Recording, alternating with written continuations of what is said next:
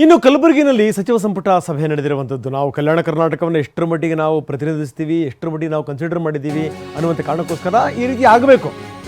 ಸಂಪುಟ ಸಭೆಯಲ್ಲಿ ಯಾವ್ಯಾವ ಸಂಗತಿಗಳು ಚರ್ಚೆ ಬಂದು ರಾಜ್ಯಪಾಲರ ಧೋರಣೆಯೇ ಪ್ರಮುಖವಾದಂಥ ಚರ್ಚೆ ಆಯಿತು.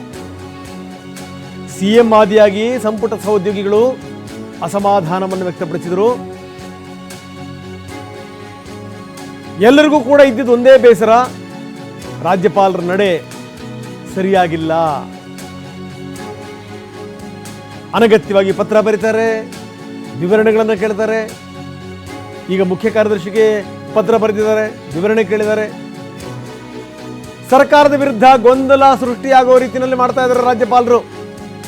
ಬಿಜೆಪಿಯ ಅಣತಿಯಂತೆ ಕೆಲಸ ಮಾಡ್ತಾ ಇದ್ದಾರೆ. ಇದು ಎಲ್ಲರಿಗೂ ಕೂಡ ಅಸಮಾಧಾನ.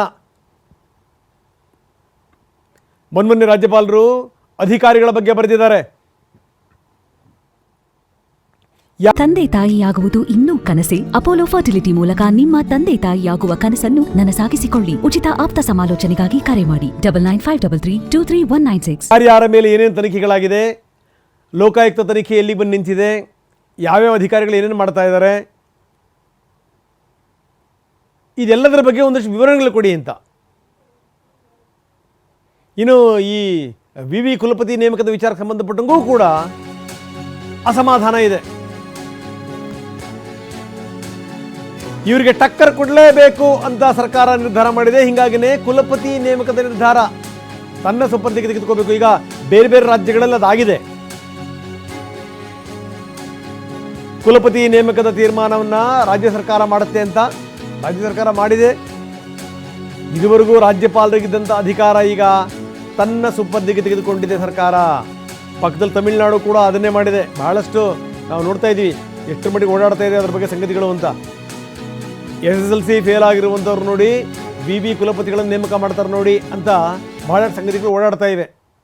ಸರ್ಕಾರವೂ ಕೂಡ ಅದೇ ರೀತಿ ಹೆಜ್ಜೆ ನೀಡ್ತಾ ಇದೆಯಾ ಅಂದರೆ ರಾಜ್ಯಪಾಲರಿಗಿರುವಂಥ ಅಧಿಕಾರಗಳನ್ನು ಮೊಟಕು ಮಾಡಬೇಕು ಅಂತ. ಕುಲಪತಿ ನೇಮಕದ ಈ ಅಧಿಕಾರ ಇರುವಂಥದ್ದು ಯಾರಿಗೆ?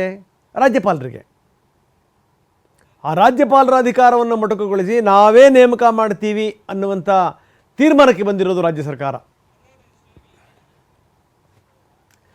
ಬರೀ ಪ್ರಮೋದ್ ಶಾಸ್ತ್ರಿ ನಮ್ಮೊಂದಿಗೆ ಈಗ ನೇರ ಸಂಪರ್ಕದಲ್ಲಿದ್ದಾರೆ. ಪ್ರಮೋದ್, ಭಾಳ ಗಮನಿಸಬೇಕಾದಂಥ ಸಂಗತಿ, ಯಾಕಂದರೆ ಹಿಂದಿನಿಂದ ಯಾವ ರೀತಿ ಜಟಾಪಟಿಗಳು ನಡೀತಾ ಇದೆ ಅಂತ ರಾಜ್ಯಪಾಲರು ಒಂದಾದ ಮೇಲೆ ಒಂದಕ್ಕೆ ವಿವರಣೆಗಳನ್ನು ಕೇಳ್ತಾ ಇದ್ದಾರೆ, ಮುಖ್ಯ ಕಾರ್ಯದರ್ಶಿಗೆ ಪತ್ರ ಬರೀತಾ ಇದ್ದಾರೆ. ಈಗ ಈ ಮುಖ್ಯಮಂತ್ರಿಗಳ ವಿರುದ್ಧ ಯಾವ ರೀತಿ ಸಮರ ಸಾರಿದ್ದಾಯಿತು, ಆ ಕೇಸ್ ಎಲ್ಲಿ ತನಕ ಬಂದು ನಿಂತಿದೆ ಗೊತ್ತಿರುವಂಥ ಸಂಗತಿ. ನೋಡಿ, ನಿನ್ನೆ ನಡೆದಂಥ ಸಚಿವ ಸಂಪುಟ ಸಭೆಯಲ್ಲೂ ಕೂಡ ಇದಕ್ಕೆ ಸಂಬಂಧಪಟ್ಟಂಗೆ ತೀವ್ರ ಅಸಮಾಧಾನವನ್ನು ವ್ಯಕ್ತಪಡಿಸಿದ್ದಾರೆ ಮುಖ್ಯಮಂತ್ರಿಗಳಾದಿಯಾಗಿ ಸಚಿವರುಗಳು ಕೂಡ. ಎಲ್ಲಿಂದ ಎಲ್ಲಿ ತನಕ ಬಂದು ನಿಂತಿದೆ ಅಂತ ರಂಗನಾಥ್, ರಾಜಭವನ ಮತ್ತು ರಾಜ್ಯ ಸರ್ಕಾರ ನಡುವಿನ ಈ ಶೀತಲ ಸಮರ ಸದ್ಯಕ್ಕಿಂತೆ ನಿಲ್ಲುವಂಥ ಲಕ್ಷಣಗಳು ಕಾಣಿಸ್ತಾ ಇಲ್ಲ. ಪ್ರಮುಖವಾಗಿ ರಾಜ್ಯಪಾಲರು ಒಂದಲ್ಲ ಒಂದು ವಿಷಯಗಳನ್ನು ಮುಂದಿಟ್ಟು ಈಗ ರಾಜ್ಯ ಸರ್ಕಾರಕ್ಕೆ ನಿರಂತರವಾದಂಥ ನೋಟಿಸ್ಗಳನ್ನು ನೀಡುವಂಥದ್ದಾಗಿರ್ಬೋದು ಅಥವಾ ಮುಖ್ಯ ಕಾರ್ಯದರ್ಶಿಗಳಿಗೆ ಪತ್ರವನ್ನು ಬರೆಯುವಂಥದ್ದಿರ್ಬೋದು, ಇದು ಮಾಡ್ತಾನೆ ಇದ್ದಾರೆ. ನಿನ್ನೆ ನಡೆದಂಥ ಸಚಿವ ಸಂಪುಟ ಸಭೆಯಲ್ಲೂ ಕೂಡ ಈ ವಿಚಾರ ಗಂಭೀರವಾಗಿ ಚರ್ಚೆ ಆಗಿದೆ. ಅಫ್ಕೋರ್ಸ್ ಒಂದು ವಿಷಯವಾಗಿ ಚರ್ಚೆ ಆಗಿಲ್ಲ, ಸುಮಾರು 54 ವಿಷಯಗಳು ಚರ್ಚೆ ಆದರೂ ಕೂಡ ಅನೌಪಚಾರಿಕವಾಗಿ ಸಭೆಯೆಲ್ಲ ಮುಗಿದ ನಂತರ ಸಹಜವಾಗಿ ಮುಖ್ಯಮಂತ್ರಿಗಳು ಕೆಲವೊಂದಿಷ್ಟು ಪ್ರಮುಖ ವಿಚಾರಗಳಿದ್ದರೆ ಅದನ್ನು ಚರ್ಚೆ ಮಾಡ್ತಾರೆ. ಅದೇ ರೀತಿ ಮಂತ್ರಿಗಳೇನಾದರೂ ಮುಖ್ಯಮಂತ್ರಿಗಳು ಹೇಳಬೇಕು ಅಥವಾ ಕೆಲವೊಂದಿಷ್ಟು ಗಂಭೀರ ವಿಷಯಗಳಿದ್ದರೆ ಅದನ್ನು ಕೂಡ ಸಭೆಯ ಮುಂದಿಡ್ತಾರೆ. ನಿನ್ನೆ ರಾಜ್ಯಪಾಲರ ವಿಚಾರವಾಗಿ ಇವರೆಲ್ಲರೂ ಕೂಡ ಅಂದರೆ ಎಲ್ಲ ಸಚಿವರು ಈ ಒಂದು ವಿಚಾರವನ್ನು ಪ್ರಸ್ತಾಪ ಮಾಡಿದ್ರು ಅನ್ನುವಂಥ ಮಾಹಿತಿ ಲಭ್ಯವಾಗ್ತಾ ಇದೆ. ಯಾಕೆಂದರೆ ಈಗಾಗಲೇ ಒಂದು ಕುಲಪತಿಗಳ ನೇಮಕ ಇರ್ಬೋದು, ಅದರಲ್ಲೂ ಸರ್ಕಾರದ ಕೆಲವು ಹಿರಿಯ ಅಧಿಕಾರಿಗಳ ವಿಚಾರಣೆಗೆ ಸಂಬಂಧಪಟ್ಟಂತೆ ಕೆಲವೊಂದಿಷ್ಟು ಪ್ರಾಸಿಕ್ಯೂಷನ್ಸ್ಗೂ ಕೂಡ ಅನುಮತಿ ಕೇಳಿ ರಾಜ್ಯಪಾಲರಿಗೆ ಒಂದಿಷ್ಟು ಪತ್ರಗಳು ಕೂಡ ಹೋಗಿತ್ತು. ಈ ಎಲ್ಲ ವಿಚಾರಗಳನ್ನು ಕೇಳಿ ಮತ್ತೆ ಮುಖ್ಯ ಕಾರ್ಯದರ್ಶಿಗೆ ಪತ್ರವನ್ನು ಬರೆದು ಇದರ ವಿವರಣೆಯನ್ನು ಕೊಡಿ, ಯಾರ್ಯಾರಿಗೆ ಕೇಸ್ ಇದೆ, ಯಾರ್ಯಾರ ಮೇಲೆ ಕೇಸ್ ಇದೆ, ಯಾರ್ಯಾರ ಕೇಸು ಯಾವ್ಯಾವ ಸ್ಟೇಟಸ್ ಅಲ್ಲಿದೆ, ಈ ಥರ ವಿವರಗಳನ್ನು ಕೂಡ ಕೇಳಿದ್ದಾರೆ. ಹೀಗಾಗಿ ಈ ವಿಚಾರಕ್ಕೆ ಸಂಬಂಧಪಟ್ಟಂತೆ ಸಹಜವಾಗಿ ಬೇಸರವನ್ನು ಸಚಿವರುಗಳು ಹೊರಗಡೆ ಹಾಕಿದ್ದಾರೆ ಅಂತ ಮಾಹಿತಿ ಲಭ್ಯವಾಗ್ತದೆ. ಅನಗತ್ಯವಾಗಿ ಆಡಳಿತಾತ್ಮಕವಾಗಿ ಗೊಂದಲ ಸೃಷ್ಟಿ ಮಾಡ್ತಾ ಇದ್ದಾರೆ. ಈ ಥರ ವಿಚಾರಗಳಲ್ಲಿ ಪದೇ ಪದೇ ಮುಗ್ತುವಂಥದ್ದಿರ್ಬೋದು ಅಥವಾ ಮುಖ್ಯಮಂತ್ರಿಗೂ ಸೇರಿದಂತೆ ಮುಖ್ಯ ಕಾರ್ಯದರ್ಶಿಗೆ ಪತ್ರ ಬರೆಯುವಂಥದ್ದಿರ್ಬೋದು, ಇದು ಎಲ್ಲೋ ಒಂದು ಕಡೆಗೆ ಆಡಳಿತದ ಲಯವನ್ನು ತಪ್ಪಿಸುತ್ತೆ. ಇದು ಒಳ್ಳೆಯ ಬೆಳವಣಿಗೆ ಅಲ್ಲ ಅನ್ನುವಂಥ ವಿಚಾರವನ್ನು ಚರ್ಚೆಯನ್ನು ನಿನ್ನೆ ಸಭೆಯಲ್ಲಿ ಮಾಡಿದ್ದಾರೆ ಅಂತ ಹೇಳಲಾಗ್ತಾ ಇದೆ. ಹಾಗೆ ನೀವು ಸಂಪರ್ಕದಲ್ಲಿರಿ. ಇನ್ನು ಇದೆಲ್ಲದರ ಜೊತೆಗೆ ಹಿತಶತ್ರುಗಳ ಬಗ್ಗೆನೂ ಕೂಡ ಮುಖ್ಯಮಂತ್ರಿಗಳು ಮಾತಾಡಿದ್ದಾರೆ. ನಮ್ಮ ಸುತ್ತಮುತ್ತಲೇ ಹಿತಶತ್ರುಗಳಿದ್ದಾರೆ, ಹಿತಶತ್ರುಗಳಿಂದಲೇ ತೊಂದರೆ ಆಗ್ತಾ ಇದೆ. ಸಿದ್ದರಾಮಯ್ಯನವರಿಗೆ ಆ ಬೇಸರ ಕಾಡ್ತಾ ಇದೆ. ಪಕ್ಷದ ಒಳಗಡೆನೇ ಶತ್ರುಗಳಿದ್ದಾರೆ ಅನ್ನುವಂಥದ್ದು ಸಿದ್ದರಾಮಯ್ಯನವರಿಗೆ ಗೊತ್ತಿದೆ. ಪದೇ ಪದೇ ಸಿದ್ದರಾಮಯ್ಯ ಬೇಸರದ ಮಾತುಗಳನ್ನು ಆಡ್ತಾ ಇದ್ದಾರೆ. ಮನೆ ಮುರುಕರ ಬಗ್ಗೆ ಬೇಸರದ ಮಾತುಗಳನ್ನು ಆಡಿದ್ದಾರೆ ಸಿಎಂ. ಬುಡಾ ಕೇಸ್ನಲ್ಲಿ ಆ ದಾಖಲೆಗಳನ್ನು ಕೊಟ್ಟಿರುವಂಥವ್ರು ಯಾರು, ಏನು ಎತ್ತ, ದಾಖಲೆಗಳನ್ನು ಪಡೆದಿರುವಂಥವ್ರು ಯಾರು, ಒಂದು ವ್ಯವಸ್ಥೆಯ ಮುಖ್ಯಸ್ಥನಿಗೆ ಯಾವುದು ಕೂಡ ಗೊತ್ತಿರಲ್ವಾ? ಗೊತ್ತಿದೆ. ಬನ್ನಿ, ಇದಕ್ಕೆ ಸಂಬಂಧಪಟ್ಟಂಗೆ ಮುಖ್ಯಮಂತ್ರಿಗಳು ಏನು ಹೇಳಿದ್ರು ನೋಡೋಣ, ಆಮೇಲೆ ಪ್ರಮೋದ್ ಜೊತೆ ಮಾತಾಡೋಣ. ಬ್ರಿಟಿಷ್ನವರಿಗೆ ಸಂಗೊಳ್ಳಿ ರಾಯಣ್ಣ ಹಿಡಿಲಿಕ್ಕೆ ಸಾಧ್ಯ ಆಗಲ್ಲ. ಬ್ರಿಟಿಷ್ನವರಿಗೆ ಚಳ್ಳೆ ಹಣ್ಣು ತಿನ್ನಿಸ್ಬಿಡ್ತಾರೆ ಸಂಗೊಳ್ಳಿ ರಾಯಣ್ಣ, ಸಿಂಹ ಸ್ವಪ್ನ ಆಗ್ಬಿಡ್ತಾರೆ.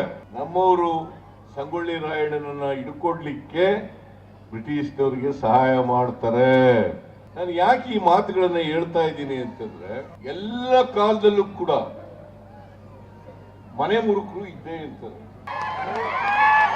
ನಮ್ಮ ಸಮಾಜದಲ್ಲೇ ಇದ್ದಾರೆ, ಅವತ್ತು ಇದ್ರು, ಇವತ್ತು ಇದ್ದಾರೆ, ಮುಂದೆನೂ ಇರ್ತಾರೆ.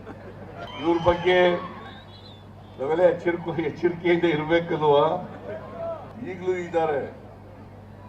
ಈ ಸಿದ್ದರಾಮಯ್ಯ ಮುಖ್ಯಮಂತ್ರಿಯಾಗಿ 2ನೇ ಸಾರಿ ಗ್ಯಾರಂಟಿ ಯೋಜನೆಗಳನ್ನ ಜಾರಿ ಮಾಡುವ ಬಡವರಿಗೆ, ದಲಿತರಿಗೆ, ಹಿಂದುಳಿದವರಿಗೆ, ಅಲ್ಪಸಂಖ್ಯಾತರಿಗೆ, ಮಹಿಳೆಯರಿಗೆ, ಅವರಿಗೆ ಆರ್ಥಿಕವಾಗಿ, ಸಾಮಾಜಿಕವಾಗಿ ಶಕ್ತಿ ತುಂಬತಕ್ಕಂಥ ಕೆಲಸ ಮಾಡ್ತಾರೆ. ಸಮಾಜದಲ್ಲಿ ಎಲ್ಲರೂ ಕೂಡ ಸಮಾನವಾಗಿ ಬಾಳ್ತಕ್ಕಂಥ ವ್ಯವಸ್ಥೆ ನಿರ್ಮಾಣ ಆಗ್ತದೆ. ಇದನ್ನ ತಡೆಗಟ್ಟಬೇಕು ಅಂತೇಳಿ ಕೆಲವು ಪಟ್ಟಭದ್ರ ಹಿತಾಸಕ್ತರು ನನ್ನ ಮೇಲೆ ತಿರುಗಿ ಬಿದ್ದಿದ್ದಾರೆ. ಈಗ ನನ್ನ ಮೇಲೆ ಸುಳ್ಳು ಆರೋಪಗಳನ್ನ ಮಾಡ್ತಾರೆ. ಮೂಡಾ ಕೇಸ್ನಲ್ಲಿ ಏನೂ ಇಲ್ಲ, ನಾನು ಏನು ಮಾಡಿಲ್ಲ, ಏನೂ ಇಲ್ಲ. ಆದ್ರೂ ಬಿಜೆಪಿಯವರು, ಜೆಡಿಎಸ್ನವರು ನನ್ನ ಮೇಲೆ ಸುಳ್ಳು ಆರೋಪಗಳನ್ನ ಮಾಡಿ ಹೇಗಾದ್ರೂ ಮಾಡಿ ಸಿದ್ದರಾಮಯ್ಯನನ್ನ ಸಿಕ್ಕಾಕಿಸ್ಬೇಕು ಅಂತೇಳಿ ದ್ವೇಷದ ರಾಜಕಾರಣವನ್ನ ಮಾಡ್ತಾ ಇದ್ದಾರೆ. ಎಲ್ಲಿವರೆಗೆ ಈ ರಾಜ್ಯದ ಜನರ ಆಶೀರ್ವಾದ ಇರೋವರೆಗೆ ನನ್ನನ್ನು ಏನು ಮಾಡ್ಲಿಕ್ಕಾಗಲ್ಲ, ಏನು ಮಾಡೋಕ್ಕಾಗಲ್ಲ. ಯಾಕೆ ತಪ್ಪು ಮಾಡಿರ್ತಾರೆ. ಇದು ಸಿದ್ದರಾಮಯ್ಯನವರ ಮಾತು. ಸಿದ್ದರಾಮಯ್ಯನವರು ಒಂದು ಸಂದೇಶವನ್ನು ತುಂಬ ಸ್ಪಷ್ಟವಾಗಿ ರವಾನಿಸಿದರು. ಪ್ರಮೋದ್ ನಮ್ಮ ಜೊತೆಗಿದ್ದಾರೆ. ಪ್ರಮೋದ್, ನಾವೆಲ್ಲ ಹಿಂದೆ ಪರೀಕ್ಷೆ ಬರೆಯುವಂಥ ಸಂದರ್ಭದಲ್ಲಿ ಈ ಮಾತನ್ನು ಯಾರು ಯಾರಿಗೆ ಹೇಳಿದರು, ಯಾಕೆ ಹೇಳಿದರು, ಯಾವ ಸಂದರ್ಭದಲ್ಲಿ ಹೇಳಿದರು ಅನ್ನುವಂಥ ಪ್ರಶ್ನೆ ಬರ್ತಾಯಿತ್ತು. ನಾವು ನೀವು ಓದಿದ್ದೀವಿ ಅದನ್ನು. ಜೊತೆಗೇನು ಅಂತಂದರೆ, ಸಿದ್ದರಾಮಯ್ಯ ಕೆಲವೊಂದು ರಾಜಕೀಯದಲ್ಲಿ ಈ ಮಾತನ್ನು ಯಾರಿಗೆ ಹೇಳಿದರು, ಯಾವುದಕ್ಕೆ ಹೇಳಿದ್ರು ಅಂತ ಗೊತ್ತಾಗಲ್ಲ, ಆದರೆ ತುಂಬ ಸ್ಪಷ್ಟವಾಗಿ ಗೊತ್ತಿರುತ್ತೆ ಯಾರು ಯಾರಿಗೆ ಸಂದೇಶವನ್ನು ಸ್ಪಷ್ಟವಾಗಿ ರವಾನಿಸಿದರು ಅಂತ. ಮುಖ್ಯಮಂತ್ರಿಗಳು ಕೂಡ ವೇದಿಕೆ ಮುಖಾಂತರ, ರಾಯಣ್ಣನ ವೇದಿಕೆಯ ಮುಖಾಂತರ ಇದೇ ಸ್ಪಷ್ಟ ಸಂದೇಶವನ್ನು ರವಾನಿಸಿದ್ದಾರೆ. ಏನಂತೀರಿ? ರಂಗನಾಥ್, ಈಗ ಯಾರು ಯಾರಿಗೆ ಹೇಳಿದ್ರು ಅಂತ ಮುಖ್ಯಮಂತ್ರಿಗಳು ಹೇಳಿರ್ಬೋದು, ಖಂಡಿತವಾಗ್ಲೂ ಆ ಒಂದು ಪರಿಸ್ಥಿತಿ ಇದೆ. ಆದರೆ ಈಗ ರಾಜ್ಯದ ಜನ ಹಾಗೂ ಪೊಲಿಟಿಕಲ್ ವಿಶ್ಲೇಷಣೆ ಯಾರು ಮಾಡ್ತಾರೆ ಅದನ್ನು ಹೊಂದಿಸಿ ಬರೀರಿ ಅಂತ ಮಾಡ್ತಾ ಇದ್ದಾರೆ. ಅಂದರೆ ಇದನ್ನು ಯಾರಿಗೆ ಹೊಂದಿಸ್ಬೋದು ಕಾಂಗ್ರೆಸ್ ಪಕ್ಷದಲ್ಲಿ, ಅದನ್ನು ಈ ಕೆಲಸವನ್ನು ಮಾಡ್ತಾ ಇದ್ದಾರೆ. ಎನಿವೆ, ವಿಚಾರಕ್ಕೆ ಬರೋದಾದರೆ ಈಗಾಗಲೇ ಮುಖ್ಯಮಂತ್ರಿಗಳು 2ನೇ ಬಾರಿ ಈ ರೀತಿಯಂಥ ವಿಚಾರವನ್ನು ಪ್ರಸ್ತಾಪ ಮಾಡ್ತಾ ಇದ್ದಾರೆ. ನಿಮಗೆ ನೆನಪಿರ್ಬೋದು ರಂಗನಾಥ್, ಹಾವೇರಿಗೆ ಹೋದಂಥ ಸಂದರ್ಭದಲ್ಲಿ ಇದೇ ರೀತಿಯಂಥ ಒಂದು ಕಾರ್ಯಕ್ರಮ ಇತ್ತು. ಪ್ರಮುಖವಾಗಿ ಕುರುಬ ಸಮಾಜದ ಒಂದು ಕಾರ್ಯಕ್ರಮದಲ್ಲೂ ಕೂಡ ರಾಯಣ್ಣನ ವಿಚಾರವನ್ನು ಪ್ರಸ್ತಾಪ ಮಾಡ್ತಾ, ನಮ್ಮವರೇ ನಮಗೆ ತೊಂದರೆ ಕೊಟ್ಟರು ಅಂದರೆ ರಾಯಣ್ಣನಿಗೆ ತೊಂದರೆ ಕೊಟ್ಟಿದ್ದು ಬೇರೆ ಯಾರು ಅಲ್ಲ, ಅದೇ ಸಮಾಜದವರು, ಇನ್ಫ್ಯಾಕ್ಟ್ ಅವರ ಆಪ್ತರು ಅನ್ನುವಂಥದ್ದು, ಅವರ ಆಪ್ತರು ಅನ್ನುವಂಥ ಮಾತನ್ನು ಅವರು ಪದೇ ಪದೇ ಹೇಳ್ತಾರೆ. ಅಂದರೆ ನಮ್ಮವರೇ ನಮಗೆ ತೊಂದರೆ ಕೊಟ್ಟರು ಅನ್ನುವಂಥ ಮೂಲಕ ಒಂದು ವಿಶೇಷವಾದಂಥ ವ್ಯಾಖ್ಯಾನವನ್ನು ಈ ಪ್ರಕರಣಕ್ಕೆ ಮಾಡಿದ್ದಾರೆ. ಸಹಜವಾಗಿ ಆ ಬೇಸರ ಖಂಡಿತವಾಗ್ಲೂ ಇದೆ. ಎಲ್ಲ ಒಂದು ಕಡೆಗೆ ಮುಖ್ಯಮಂತ್ರಿಗಳು ಅವರ ಅಗ್ರೆಸಿವ್ನೆಸ್ ಆಗಿ ನೋಡ್ತಾ ಇರ್ತೀವಿ, ಅವರ ಅಗ್ರೆಸಿವ್ನೆಸ್ ಇರ್ಬೋದು ಅಥವಾ ಅವರ ಮಾತುಗಳನ್ನು ನೋಡ್ತಾ ಇರ್ತೀವಿ.